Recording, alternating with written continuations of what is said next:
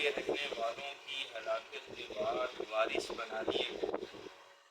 لو نشاء اصبناهم بذنوبهم کہ اگر ہم چاہیں تو ان کو مصیبت میں عذاب میں گرفتار کر دیں ان کے گناہوں کی وجہ سے. ونطبع على قلوبهم اور ان کے دلوں پر مہر لگا دیں. فهم لا يسمعون کہ بس وہ سن نہیں سکیں. تلك القرى نقص عليك من انبائها یہ بستیاں ہیں کہ جن کے واقعات حالات ہم نے آپ کے سامنے بیان کیے ہیں. وَلَقَدْ جَاءَتْهُمْ رُسُلُهُمْ بِالْبَيِّنَاتِ اور البتہ تحقیق ان کے پاس ان کے رسول واضح نشانیاں واضح احکام لے کر آئے. فَمَا كَانُوا لِيُؤْمِنُوا بِمَا كَذَّبُوا مِن قَبْلُ بس وہ لوگ اس چیز پر ایمان نہیں لاتے تھے جس کو انہوں نے ابتداً جھٹلا دیا تھا. كَذَلِكَ يَطْبَعُ اللَّهُ عَلَى قُلُوبِ الْكَافِرِينَ اسی لیے اللہ تعالیٰ نے کافروں کے دلوں پر مہر لگا رکھی. وَمَا وَجَدْنَا لِأَكْثَرِهِم مِّنْ عَهْدٍ اور نہیں پایا ان میں سے اکثروں کے لیے کوئی عہد. وَإِن وَجَدْنَا أَكْثَرَهُمْ لَفَاسِقِينَ اور بے شک ان میں سے اکثروں کو نافرمان پایا ہے. یہاں تک پہلے دیکھیں. معزز سامعین گزشتہ چند رکوع میں اللہ تعالیٰ نے تاریخ انبیاء کے سلسلے میں 5 انبیاء کرام علیہم السلام اور ان کی قوموں کے حالات ہمارے سامنے بیان فرمائے ہیں. ان قوموں نے اپنے انبیاء کی تکذیب کی، اللہ کی ناشکری کی ہے جس کی وجہ سے اللہ تعالیٰ کا عذاب ان کی طرف متوجہ ہو گیا اور وہ دنیا سے ناپید ہو گئے، بالکل نابود ہو گئے. اب اللہ تعالیٰ نے ان 5 اقوام پر ایک مجموعی تبصرہ فرمایا ہے کہ اللہ تعالیٰ نے انہیں بہت سارے مواقع فراہم کیے تھے مگر انہوں نے ان موقعوں سے کسی طرح کا کوئی فائدہ نہ اٹھایا. انہوں نے اپنی پیش رو اقوام کے انجام سے کوئی سبق نہیں سیکھا. اب حضرت نوح علیہ السلام کی قوم پر عذاب آیا تو قوم عاد انہی کی وراثت میں اور انہی کی نسل میں سے تھی. اب قوم عاد کے سامنے قوم نوح کے حالات اور ان کا انجام موجود تھا لیکن اس کے باوجود قوم عاد وہ اللہ تعالیٰ کی نافرمانیوں پر اور رسول اپنے پیغمبر کی نافرمانی پر اتر آئی. انہوں نے اس سے کوئی سبق حاصل نہیں کیا کہ ہم جن کی اولادیں ہیں جو ہمارے آباء و اجداد ہیں ان کے ساتھ کیا گزرا ہے. انہوں نے بھی اللہ کے پیغام رسا لوگوں کو تکلیف اور گزن اور یا مختلف قسم کی مصیبتوں میں گرفتار رکھا تو اللہ تعالیٰ نے ان کی گرفت فرمائی.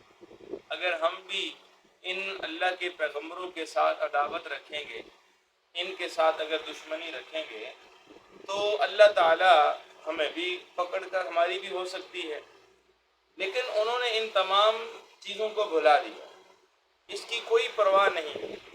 پھر قوم عاد کے بعد جو اگلی قوم آئی اس کے سامنے قوم عاد کے حالات موجود تھے، ان کا انجام موجود تھا، ان کا جو بھیانک انجام ہوا وہ بھی ان کے سامنے تھا. لیکن بعد والوں نے دنیا کی مشغولیت اور دنیا کے اندر دل لگی کی وجہ سے اس قوم کے انجام کو بھلا دیا اور اپنی جو ہے وہ عادتوں سے روش سے باز نہیں آئے. اب معزز سامعین اللہ تعالیٰ نے یہاں پہ پہلی آیت مبارکہ میں اس بات کو بیان کیا ہے کہ یہ نشان عبرت ہے، مقام عبرت ہے. کیا کہ اولم یہد للذین یرثون الارض من بعد اہلها کہ جو لوگ زمین کے وارث بنائے گئے ہیں اپنے پہلوں کی ہلاکت کے بعد، کیا ان کے لیے یہ بات واضح نہیں ہو گئی؟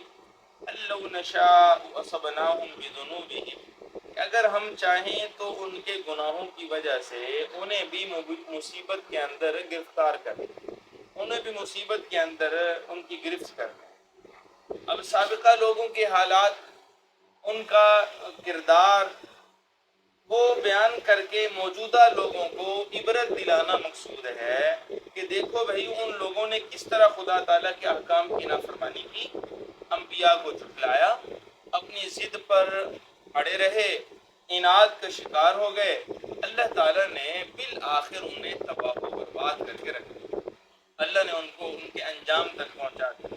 لہذا تم ان کے نقش قدم پر نہ چلنا، اگر تم اپنے انجام خیر کے بارے میں متفکر ہو تو ان کے نقش قدم سے اپنے آپ کی حفاظت رکھنا۔ زمین کا وارث بنانے کا مطلب یہ ہے کہ جن مکانوں کے اندر تم رہ رہے ہو اور جن جائیدادوں کے تم وارث بنے ہوئے ہو، ایک وقت تھا کہ ان کے وارث کوئی اور تھے، آج وہ دنیا کے اندر موجود نہیں، وہ اپنے انجام کو پہنچ چکے ہیں۔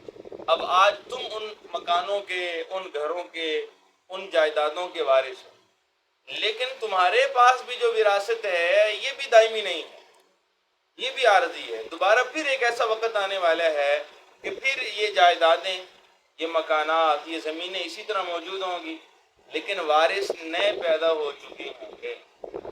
اس لیے معزز سامعین، یہ آیت ایک سلسلے میں ہمارے لیے بھی سبق رکھتی ہے، وہ کیا کہ ہم اپنے آباء و اجداد کے انجام کو دیکھیں کہ جس طرح وہ دنیا کے اندر آئے تو تھے لیکن آج دنیا کے اندر نظر نہیں آتے ہیں، اسی طرح ہم بھی اس دنیا میں آئے تو ہیں لیکن ہمیشہ رہنے کے لیے نہیں آئے۔ حضرت امام شاہ ولی اللہ محدث دہلوی رحمۃ اللہ تعالی علیہ نے اقوام عالم کے حالات کا تجزیہ کرتے ہوئے یہ بات ارشاد فرمائی ہے کہ عام طور پہ لوگ 3 قسم کے حجابات کی وجہ سے غفلت کا شکار ہوتے ہیں، ان پر 3 پردے ہوتے ہیں۔ فرمایا کہ پہلا جو حجاب ہے وہ حجاب طبع ہے، یعنی انسان اپنے مزاج کی وجہ سے، اپنی بری عادات کی وجہ سے اللہ کے حکم کی طرف متوجہ نہیں ہوتا، اپنے اخلاق اس کے بگڑ چکے ہوتے ہیں، اب نفس کچھ اور چاہ رہا ہے، اللہ کا حکم کچھ اور ہے، اللہ کا حکم جو ہے وہ کچھ اور ہے، دل کی چاہت اور دل کی منشا کچھ اور ہے۔ تو فرمایا کہ یہ حجاب طبع ہے، یعنی انسان کی اپنی طبیعت اللہ کے احکام کے خلاف ہے، اور بعض لوگ اس حجاب طبع کی وجہ سے غفلت کا شکار ہیں اور اللہ تعالیٰ کے احکام کی فرما برداری کرنے کے لیے تیار نہیں۔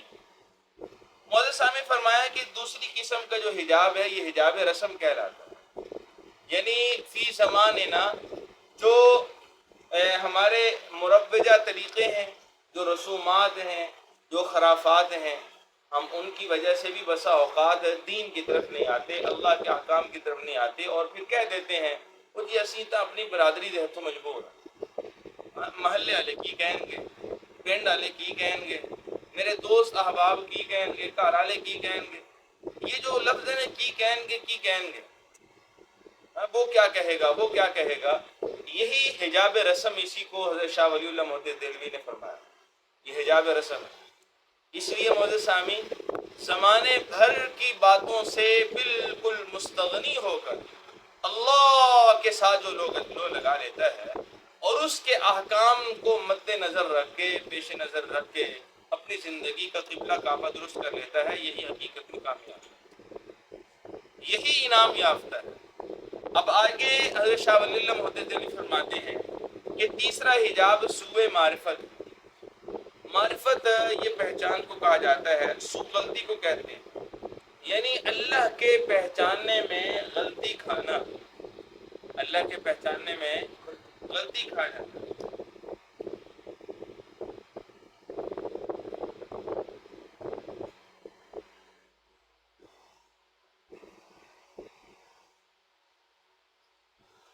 اب یہ وہ لوگ ہیں جو ذات خدا بندی کے بارے میں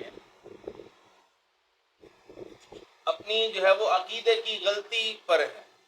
اب یہ کہ 2 طرح کے ہوتے ہیں، یعنی سوء معرفت کا جو شکار ہوتے ہیں، اللہ کو پہچاننے میں جو خطا کھاتے ہیں، یہ کتنی قسم کے ہیں؟ کچھ لوگ وہ ہیں جو تشبیہ کا شکار ہوئے اور کچھ لوگ وہ ہیں جو شرک کا شکار ہوئے۔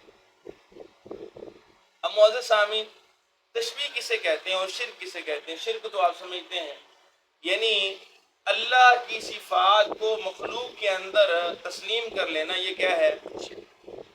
مخلوق کی صفات کو خالق میں تسلیم کرنا تشبیہ۔ کتنی آسان بات، مخلوق کی صفات کو خالق کے اندر سمجھ لینا یہ تشبیہ ہے۔ مثال کے طور پہ توالد و تناسل، نسل کا بڑھنا، یہ مخلوق کی صفت ہے، خالق کی تھوڑی ہے۔ اب اللہ کی طرف بیٹوں کی نسبت کرنا، بیٹیوں کی نسبت کرنا، بیویوں کی نسبت کرنا، یہ تو مخلوق کی صفات خالق کے اندر سمجھنے کے مترادف ہے، اس لیے اس کو تشبیہ کہا گیا۔ حضرت عیسیٰ علیہ السلام کے بارے میں عیسائی تشبیہ کا شکار ہے۔ یہودی حضرت عزیر علیہ السلام کے بارے میں حضرت عزیر علیہ السلام کو اللہ تعالیٰ کا بیٹا قرار دے کے تشبیہ کا شکار ہے۔ جو فرشتوں کو اللہ کی بیٹیاں قرار دیا مشرکین مکہ نے، تو یہ بھی تشبیہ کا شکار ہے۔ باقی لات ہے، منات، عزا، حبل اور دنیا کے اندر جتنے جو ہے وہ بت ہیں، باطل معبودان ہیں، ان کو جو اللہ کی صفات کا جامہ پہنایا جاتا ہے، اسی کو شرک کہا جاتا ہے۔ تو معزز سامعین، اب اس گفتگو کا خلاصہ کچھ ان الفاظ میں نکلتا ہے کہ 3 طرح کے حجاب ہیں، پردے ہیں غفلت کے، جن کی وجہ سے کوئی بھی انسان وہ اللہ سے غافل ہو جاتا ہے۔ ایک حجاب طبع، طبیعت کے تقاضے کچھ اور ہیں، اللہ کے احکام کچھ اور ہیں، ہم طبیعت کے تقاضوں کو اللہ کے احکام پر فوقیت دے دیں تو یہ حجاب طبع۔ دوسرا حجاب رسم، فی زماننا جو رسوم و رواج ہیں، جو خرافات ہیں، ان کو احکام الہی پر فوقیت دے دیں۔ اور تیسرے نمبر پہ سوء معرفت، اللہ کے پہچاننے میں ہی خطا کھا جانا۔ اور سوء معرفت کے آگے 2 قسمیں ہیں، کچھ لوگ تشبیہ کا شکار ہو جاتے ہیں، کچھ شرک کا شکار ہو جاتے ہیں۔ تو بہرحال معزز سامعین، ہم نے ہر طرح کی غلطی سے بچانا ہے اپنے آپ کو، اور اللہ کے احکام کو صحیح سمجھنا ہے، پھر ان احکام کے مطابق اپنی زندگی کے قبلہ کعبے کو درست کرنا ہے، اپنی منزل کا تعین کرنا ہے، اور پھر جی جان لڑا دینی ہے اس منزل کے حصول کے اندر، اسی میں انشاءاللہ کامیابی ہوگی۔ والذین جاہدوا فینا لنہدینہم سبلنا، اللہ تعالیٰ فرماتے ہیں وہ لوگ جو ہمارے راستے کے اندر مجاہدہ کرتے ہیں، والذین جاہدوا فینا لنہدینہم سبلنا، تو پھر ہم ان کی محنت کو دیکھتے ہوئے، ان کی کوشش کو دیکھتے ہوئے، ہم بھی انہیں ہدایت کا راستہ ان کے لیے آسان کرتے ہیں، ان کو ہدایت دے دیتے ہیں۔ وَإِنَّ اللَّهَ لَمَعَ الْمُحْسِنِينَ، اللہ تعالیٰ نیکی کرنے والوں کے ساتھ۔ اب آگے معزز سامعین ذرا دیکھیے، فرمایا کہ بنتبع علی، بلکہ شروع سے دیکھیں، اولم یہد للذین یرثون الارض من بعد اہلھا، کیا نہیں واضح ہوا ان لوگوں کے لیے کہ جو کہ زمین کے اہل، زمین کے اندر رہنے والوں کی ہلاکت کے بعد یہ زمین کے وارث ہو گئے۔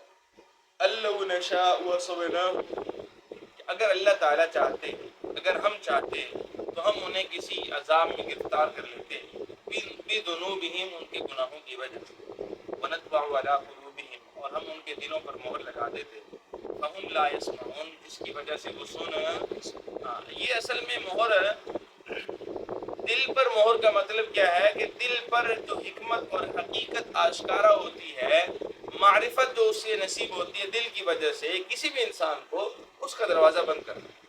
تلک القرآن قص علیک من انبائہا، فرمایا کہ یہ بستیاں ہیں، ہم بیان کرتے ہیں آپ پر ان بستیوں کی کچھ حالات و واقعات۔ وَلَقَدْ جَاءَتْهُمْ رُسُلُهُمْ بِالْبَيِّنَاتِ، اور فرمایا کہ ان کے پاس ان کے رسول واضح نشانیاں لے کر پہنچے تھے۔